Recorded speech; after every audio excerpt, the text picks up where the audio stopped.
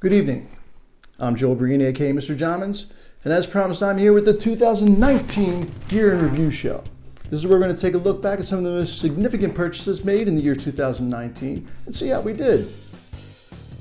Let's go. Okay, so without a doubt, the number one purchase made in 2019 had to be the Chinese bass. We had voting on the color, we had voting on the model, whether it would be a jazz bass or a precision bass, and I think we spent $86 total for the bass, the pickguard, and the case all put together. Let's see how we did. Okay, so it's time for the Chinese bass review. I used this bass for about 30 shows in the year 2019, and let's see how we did. First off, the soft case by Gator. Can't say enough good things about it. It is beautiful. It shows no sign of wear whatsoever, and I have no problem with this company at all. I've used their products before. I've had like hard shell cases by these guys. Great company. Very happy with it. Let's look at the bass. Now, if you remember, I spent about $55 for the bass. I think 11 bucks for the pickguard, and look what we got. This is after 30 shows. Bass is almost perfect. Look at the headstock, just came out so nice. I love that.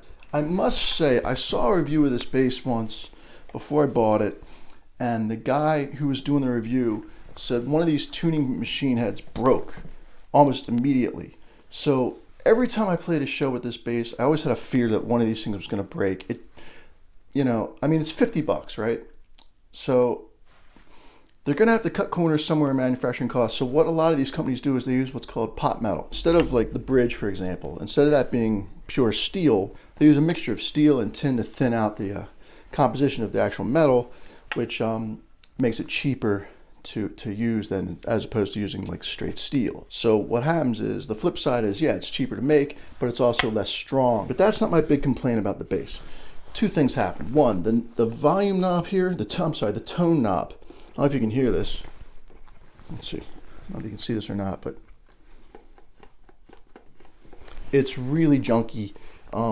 It's just dead. It doesn't want to turn. It's cheap. The volume knob is okay, but it's flimsy in the pickguard. The real complaint I have about this bass, and it's just a personal complaint, it's not anything that I can say is a manufacturing problem, is the neck. I just don't like the way it plays. Overall, how many stars would I give this? All right, I would give this bass 5 out of 5 stars for value, 3 out of 5 stars for playability, without a doubt. So would I keep the bass? Absolutely. Would I recommend it? Yes, especially if you're starting out. Great way to go. Great bass. Great value. I mean, this bass was like 50 bucks. I think the pickguard was 11. And I could take this right now to any gig, any studio, anything at all, edition, and I'm going to rip through it without any issues whatsoever. Great value, great bass. Which brings us to our second segment, the 2019 Electro Harmonix Bass Clone Bass Chorus Pedal. Let's take a look. Okay, so another piece of gear that I got in 2019 was this, the Electro Harmonix Bass Clone.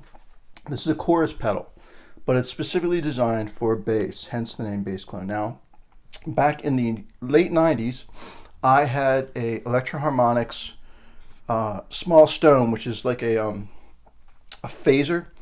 And it was the green Russian one, if you're familiar with that. Here's a picture of it.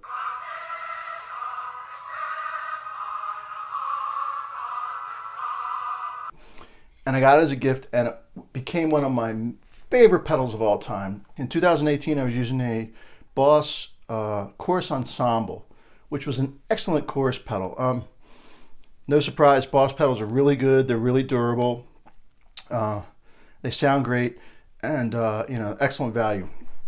Electro Harmonix, they've had stuff I liked a lot. They've had stuff I haven't liked a lot. So I was using the Chorus Ensemble, and I got really itchy. I wanted a different type of chorus pedal. And so I started researching different chorus pedals. And I got to tell you, the Electro Harmonix factory video demonstrating this pedal sold me immediately. I heard it with distortion and like this metal tune, and it sounded killer. And I was like, you know what? That's the pedal I want to get. This pedal is excellent. I love it. I've used it on countless recordings. I used it for the year, and it's held up really well. I thought for sure it was gonna break. I had the box somewhere. I can't find it, but here's a picture of it. There's a lot of choices out there for bass chorus pedals, and a lot of them are good pedals, but this one really stood out. Okay, here's a special surprise bonus review section just for you. I'm talking about the Fender Rumble 200 bass amp. Here we go. The Fender Rumble amp. It's all you'll ever need. It's all you'll ever need. Yeah. Fender Rumble 200. It's all you'll ever need. 200. It's got buttons that you press right here. It's got buttons that you press right here. It can get all kinds of loud and all kinds of distorted. I think it's the best.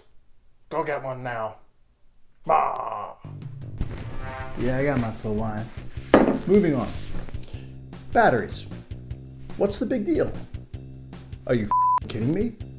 Batteries? Really? Is there a difference in the sound? Is there a difference in the price? Is there a difference in how long they last? The answer to that question, and many more, are right here. Hi, Larry. To our loyal customers, we thank Thanks you for for doing shopping that. with us, and we appreciate your patience as we work to keep our stores safe. No, there's definitely something to We say are about still that. celebrating our big anniversary sale until August. Actually, there really is a difference. I'll tell you about it right now.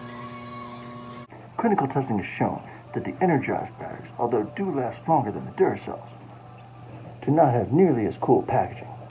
But I can tell you this, guitar virtuoso Steve Vai says, and I'm quoting him, that he can tell the difference in tone between a Duracell battery and an Energizer battery.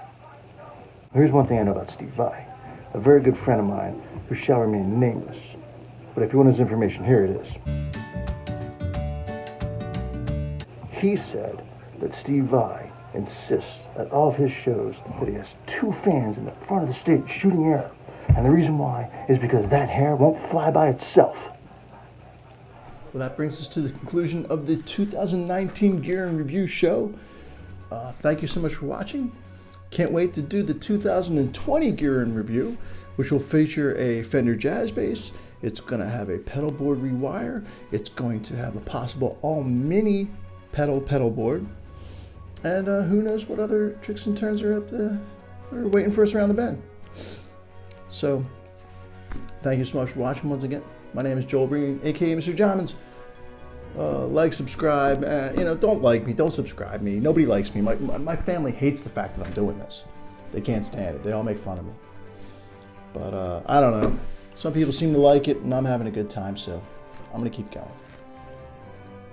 Thanks so much for watching, and we'll see you next year for the 2020 Gear and Review show.